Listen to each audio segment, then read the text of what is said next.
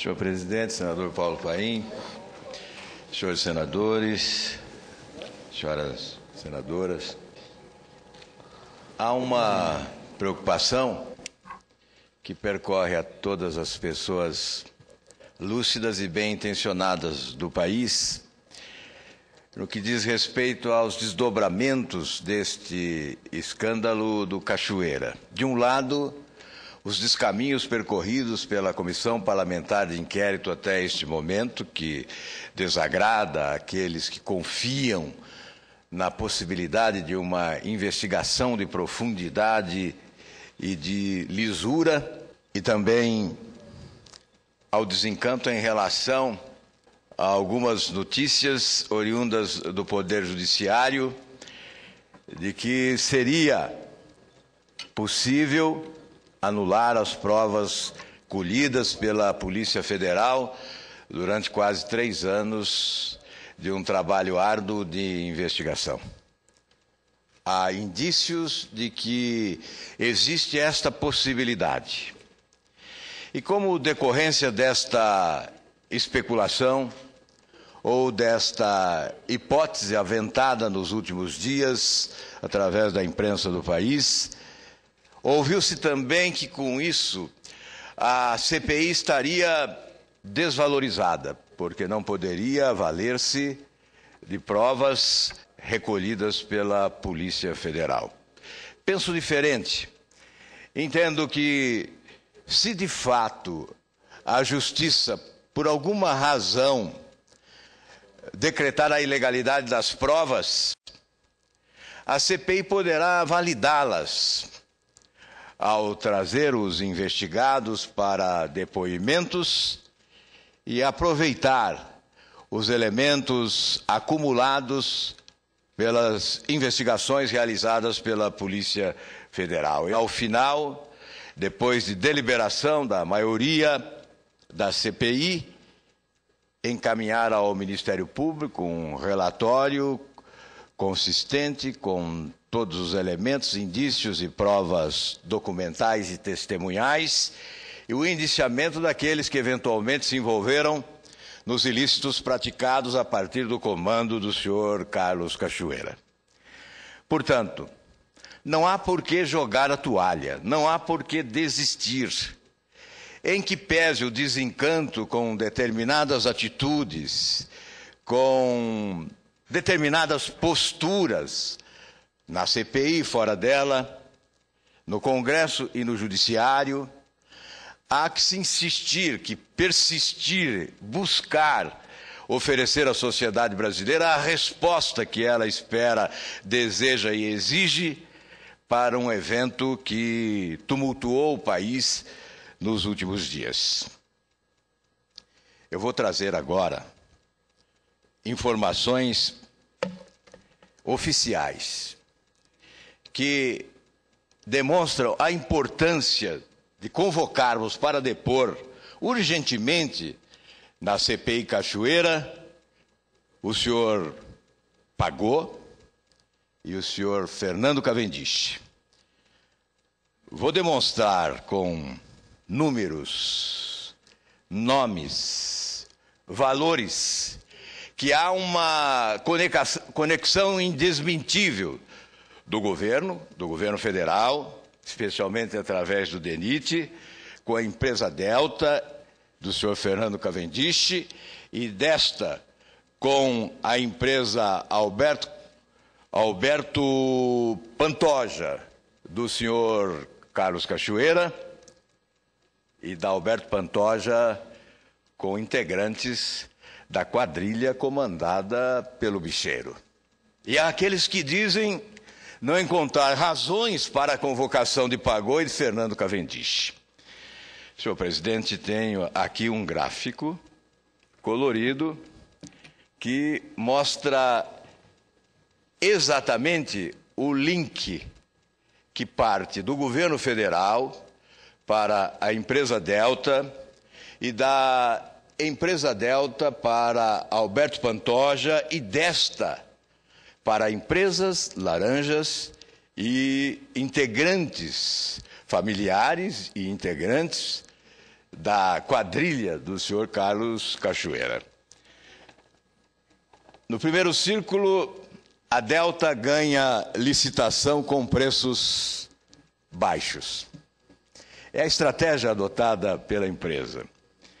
Disputa oferecendo preços menores e ganha a concorrência. Depois, no segundo círculo, assina os contratos com os governos, desde o governo municipal, o governo estadual e principalmente o governo federal, onde há o maior volume de recursos. Depois, no outro círculo, a Delta apresenta vários aditivos. São aditivos que se sucedem. E depois, evidentemente, esses aditivos são concedidos em razão do poder de influir de um traficante de influência que, além de bicheiro, passou a ser o grande lobista ou um sócio oculto da Delta, o senhor Carlos Cachoeira. Portanto, depois dos aditivos, os recursos chegam à Delta. Aliás, a Delta, depois dos aditivos, simula serviços fictícios com laranjas. Os recursos saem do governo federal para a Delta, da Delta para as empresas laranjas, especialmente essa Alberto Pantoja, e dela para os destinatários finais. Mas nós estamos apresentando uma amostragem no período de 1 ano em 2 contas bancárias, ambas no Rio de Janeiro. Depois do ingresso desses valores nas 2 contas do Rio de Janeiro em nome da Delta, nós vamos verificar o caminho desses recursos que saíram destas 2 contas da Delta para uma conta da Alberto e Pantoja, que é uma empresa ligada ao senhor Carlos Cachoeira. Foram R$ 29.995.967,43. Portanto, dos recursos repassados pelo governo federal a partir do DENIT para as 2 contas da Delta no Rio de Janeiro, 29.995.000 reais foram repassados para Alberto e Pantoja. Nós não vamos citar todos os nomes, mas apenas aqueles que já se tornaram conhecidos nestes meses de investigação. Por exemplo, o Lenine Araújo de Souza, que esteve para depoimento na CPI e ficou calado e disse que era inocente e tentou passar uma imagem de vítima e reclamou das condições da prisão. Lenine Araújo está aqui recebendo também recursos desta conta da Alberto e Pantoja. Enfim, R$ 29.992.929 neste ano, de recursos que tiveram origem no governo federal, no DENIT, passando pela Delta, chegando a Alberto Pantoja e depois com essa distribuição a que me referi. Apresento esse trabalho, senhores senadores, para comprovar que não se pede por pedir, não se exige simplesmente pelo gosto da exigência, mas porque é necessário ouvir para adotar providências posteriores o senhor Fernando Cavendish e o senhor José Antônio Pagô, ex-diretor do DENIT, que, aliás, surpreendentemente afirmou ter sido derrubado do cargo que ocupava pelo bicheiro Cachoeira e pelo empresário Fernando Cavendish. Eu digo surpreendentemente porque a empresa Delta era beneficiada, privilegiada, com contratos generosos e aditivos expressivos através do DENIT, onde estava Pagô. Se ele faz essa queixa, certamente não era o responsável principal pela concessão desses aditivos. Obviamente estaria recebendo ordens para que esses aditivos fossem concedidos. Por que temem o depoimento dele? Porque não desejam ouvi-lo. Se há uma predisposição de Pagô de vir à CPI sem receio e de contar o que sabe, por que impedir? O que revela essa postura é medo ou é desejo de colocar debaixo do tapete toda sujeira existente? E por que não convocar o senhor Fernando Cavendish, que liderou a turma do guardanapo branco nas festas de Paris? Por que não convocá-lo? Ele que disse,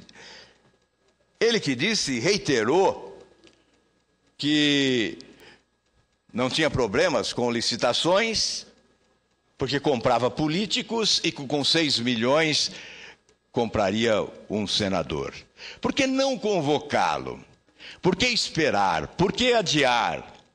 Nós já temos aqui a prova oficial, material, documentada das relações do governo federal com a empresa Delta e desta com Carlos Cachoeira.